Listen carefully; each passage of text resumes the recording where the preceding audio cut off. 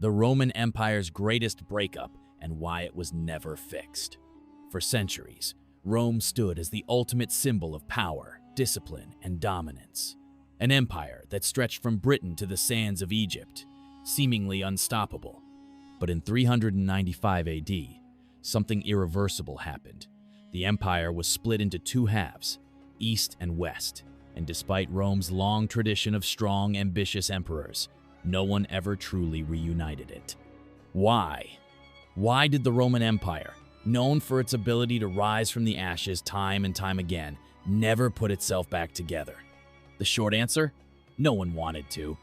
To understand this, we have to look at the state of Rome in the late 4th century. The empire was in crisis.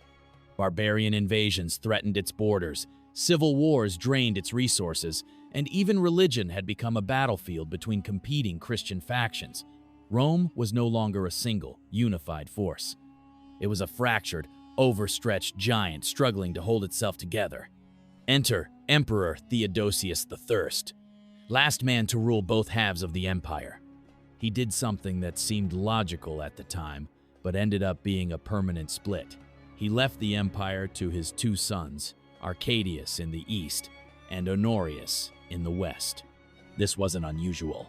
Previous emperors had done the same, ruling alongside co-emperors. The difference? This time, the divide stuck.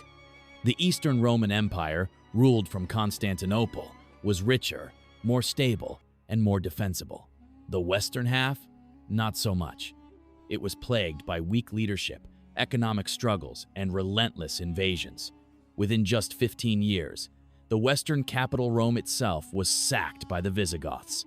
The East, watching from afar, sent some help, but never stepped in to fully reclaim the West. And why would they? The Western Empire was a sinking ship. Any Eastern emperor who tried to take control of it would risk dragging their own territory down with it.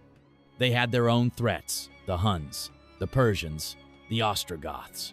Protecting Constantinople was the priority, not rescuing a crumbling western half. By 476, the Western Roman Empire had collapsed, reduced to a patchwork of barbarian kingdoms. The East, what we now call the Byzantine Empire, continued for another 1,000 years, surviving sieges, plagues, and even its own civil wars. So why was Rome never reunited? Because power follows stability, and in the 5th century the East had it, the West didn't. And in history, sometimes the strongest move is knowing when not to fight.